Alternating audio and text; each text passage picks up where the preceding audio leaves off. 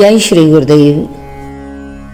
श्रीमद् भगवद गीता के प्रथम अध्याय का 8वां श्लोक। भवान भीष्मश्च कर्णश्च कृपश्च समितिञ्जयः अश्वत्थामा विकर्णश्च सौमदत्तिस्तथैव च। यहाँ लौकिक कामनाओं का प्रतीक दुर्योधन और संस्कारों के प्रतीक द्रोणाचार्य, जो ब्राह्मणों में श्रेष्ठ हैं, द्विजोत्तम और गुरु भी हैं, अपने गुरु के पास जाकर जहां संपूर्ण शरणागति होनी चाहिए, सरेंडरनेस होना चाहिए, वहां जाकर मेंटेलिटी ऐसी है दुर्योधन की कि वो अपने गुरु को गाइड कर रहा है, गाइडेंस लेने की बजाय, डायरेक्शंस लेने की बजाय कि मैं युद्ध किस दिशा में करूं, कैसे करूं, but he is unwilling to listening to others. बस मेरी बात सुनिए, मैं आपको ये बता रहा हूं। देखिए, कुछ लोग तो इसलिए बोलते हैं क्योंकि उनके पास कहने के लिए कुछ है, परंतु कुछ लोग सिर्फ कहना है इसलिए कहते हैं। क्योंकि यहां दुर्योधन की मानसिकता ही ऐसी है कि गुरु के पास जाकर आशीर्वाद लेने के बजाय, जस्ट सी द डिफरेंस।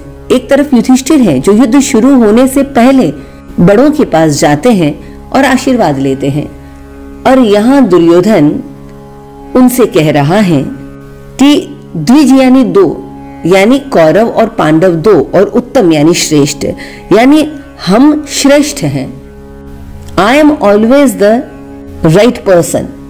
इतना ओवर कॉन्फिडेंस है, और वहां जाकर ये कह रहा है कि हम दोनों ही इसलिए भी श्रेष्ठ हैं और दोनों को ही आपने ही गाइड किया है, आपने ही ट्रेंड किया है, और युद्ध में आप कोई पक्षपात ना करें। एक बात हमें यह समझनी है कि भगवद गीता यह मात्र कोई ऐतिहासिक घटना नहीं है, बल्कि यह जिस आध्यात्मिक रहस्य को खोलना चाहती है, हम उस आध्यात्मिक रहस्य को जीवंत करने की कोशिश करें। यह एक ऐसी घटना है जो हर मनुष्य के भीतर सतत चल रही है। जन्म जन्मांतरों का यह युद्ध हमारे भीतर जो अज्ञान के साथ चल रहा है, मिथ्यात्व के साथ, माया के साथ, लोभ, मोह, अहंकार, भ्रांति के साथ चल रहा है, इन सबके साथ चलने वाले युद्ध को अब जीता कैसे जाए। वास्तविक भगवद गीता तो दूसरे अध्याय से शुरू होती है, पर पहले अध्याय के इन श्लोकों के भावार्थ से, इस सत्संग से हमारे भीतर से भगवद गीता की मात्र एक ऐतिहासिक दुर्धारणा है, वह जानी चाहिए। और मेरी धारणा है कि भगवद गीता की आध्यात्मिक धारणा हमारे भीतर उठेगी। पांडवों की सेना के महारथियों का परिचय तो पहले श्लोकों में दे दिया। अब वो ये कह रहा है, भवान यानी मेरी सेना में जो नायक हैं, उन श्रेष्ठ नायकों के नाम सुनिए। भवान यानी आप स्वयं, और भीष्म, च और कर्ण। अब कर्ण का नाम उसने तीसरे नंबर पर लिया, और अपने कुल गुरु कृपश्च, कृपाचार्य का नाम बाद में लिया। इसलिए उनके नाम के साथ उसने एक विशेष बात लगा दी कि ये संग्राम में समितिञ्जयः, संग्राम में विजयी होने वाले। फिर अश्वत्थामा और विकर्ण और सौमदत्त के पुत्र भूरिश्रवा। यहां दुर्योधन अब बड़े विश्वास के साथ बता रहा है।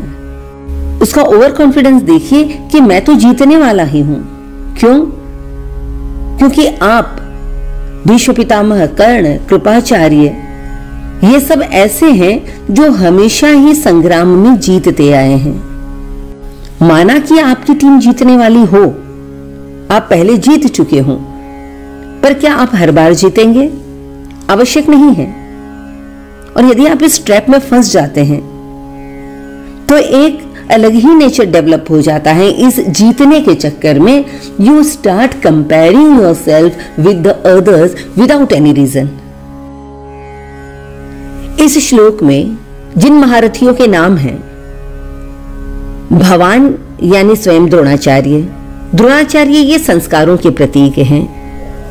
देखिए, एक बात ध्यान रखें, हम जो सोचते हैं, बोलते हैं और करते हैं, वह सब कुछ कहीं भी गायब नहीं होता, बल्कि हमारे भीतर ही संस्कार बनकर बैठ जाता है। आपने कोई विचार किया, भीतर चाहे विचार कर डाला, अब आपने इसे बोला या नहीं भी बोला, आपकी वह सोच, आपका वह विचार भी संस्कार बनकर हमारे सबकॉन्शियस माइंड पर एक इंप्रेशन बना देता है। आध्यात्मिक ग्रंथ तो एक कदम और आगे बढ़ते हैं कि तुमने जो सोचा, बोला या किया, सबके संस्कार तो पड़ते हैं, पर सबके परसेंटेज अलग अलग हैं। तुमने जो किया उससे 1%, जो बोला उससे 1%, परंतु तुमने जो सोचा उससे 98% संस्कार बनते हैं। पूरा का पूरा एक साइकोलॉजिकल बैटल है ये जो शुरू हो रहा है। एक बात ध्यान रखें कि हम किसी के साथ कैसा व्यवहार करते हैं उससे हमारा संबंध नहीं बनता, बल्कि हम उसके बारे में कैसा सोचते हैं उससे संबंध बनता है। अपने जीवन के साथ इसका तालमेल बैठाकर भी देख लीजिए। एक बच्चा स्कूल में टीचर का दिया हुआ सारा होमवर्क करता है, फिर भी उसे शिकायत है कि टीचर उसे पसंद क्यों नहीं करती। अब देखिए, तुमने जो किया, होमवर्क किया, करने से संबंध नहीं बनता, करने से तो सिर्फ 1% बनता है, परंतु टीचर के आने से पहले या टीचर के जाने के बाद अगले पीरियड के बीच में तुम उस टीचर के बारे में कैसा सोचते हो या अपने दोस्तों के साथ उनके बारे में किस तरह से बात करते हो, उनके बारे में क्या क्या कहते हो, उन विचारों को देखो, कहीं वो गलत तो नहीं है। और उससे जो संस्कार बनते हैं, उन संस्कारों से 98% संबंध बनता है। अच्छा सोचो, अच्छा संस्कार, और अच्छे संस्कार होंगे तो अच्छा सोचोगे। यह एक विशेष सर्कल है। तुम बुरा सोचते हो तो बुरा संस्कार पड़ेगा। अब अंदर बुरा संस्कार है तो फिर जो सोचोगे वो बुरा ही होगा, और फिर जो बोलोगे, जो करोगे। इस साइकिल को यदि हमें तोड़ना है तो हमें सहायता लेनी पड़ेगी निष्काम कर्म की। निष्काम कर्म करते करते जब कोई कामना ही नहीं है, रिटर्न की कोई इच्छा ही नहीं है, तो हमारे पुराने संस्कार, पुराने कर्म खत्म होंगे और नए संस्कार नहीं बनेंगे। पुराने यदि बुरे हैं तो टूटते चले जाएंगे। द्रोणाचार्य को संस्कारों को समाप्त करना आसान नहीं है। 18 दिन के युद्ध में 15वें दिन अश्वत्थामा का एपिसोड हुआ और भगवान श्री कृष्ण ने स्वयं युधिष्ठिर का सहारा लेकर हाथी के मरने की खबर सुनाई, और तब द्रोणाचार्य ने अपने अस्त्र शस्त्र छोड़ दिए और फिर तो मात्र युद्ध 3 दिन ही चला। तो जहां हमारे भीतर के संस्कार निष्काम कर्म, क्योंकि युधिष्ठिर ये निष्काम कर्म के प्रतीक हैं, तो युधिष्ठिर का सहारा लेकर जब सारे संस्कार खत्म हुए, उसके बाद तो युद्ध मात्र 3 दिन ही चला। जन्म जन्मांतरों का जो संग्राम संस्कारों के कारण चल रहा है, जो भी हम कर रहे हैं वो संस्कार हमसे करवा रहे हैं। और इसलिए सोचना भी है तो बहुत सजग होकर सोचना है, या मैं ऐसा कहूं कि सोच सोच के सोचना कि संस्कार गलत ना पड़ जाए। अब अगले महारथी हैं भीष्म पितामह। भीष्म पितामह ये अहंकार के प्रतीक हैं, और अहंकार का किसी के साथ गठबंधन नहीं होता, आजीवन ब्रह्मचारी हैं। भीष्म पितामह शारीरिक यानी फिजिकल ईगो नहीं रखते। ये अहंकार के भी कई प्रकार हैं। फिजिकल ईगो यानी मैं ही शरीर हूं और शरीर मेरा है। ये जो मूर्खता है कि जो शरीर साधन के रूप में मिला और इस शरीर का संबंध संसार से जिन जिन साधनों के द्वारा होता है, उन सबको मैं मानना और मेरा मानना, ये फिजिकल ईगो। मानसिक अहंकार कि जो रिएक्शन मैं कर रहा हूं ना, कोई क्रोधी है, कोई लोभी है, मैंने ऐसा रिएक्ट किया, मैंने उसे डांट लगाई, ये मानसिक अहंकार।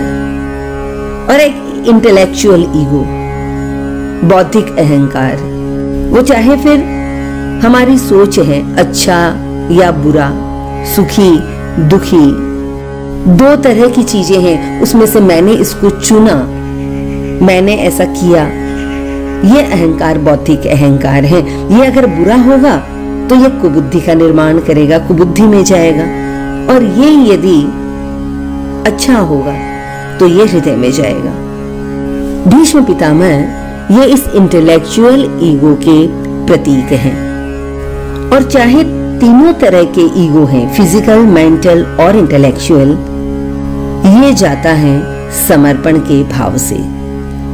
भीष्म पितामह खुद जब तक नहीं चाहेंगे कि प्रभु तू मुझे अपने आप में समा ले, तब तक भीष्म पितामह जा नहीं सकते।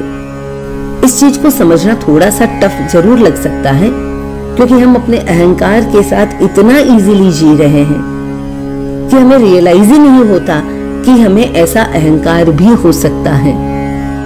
और जब रियलाइज ही नहीं होता तो उसे विदा करना टफ भी जरूर लगता है। तो अहंकार को मारा नहीं जा सकता,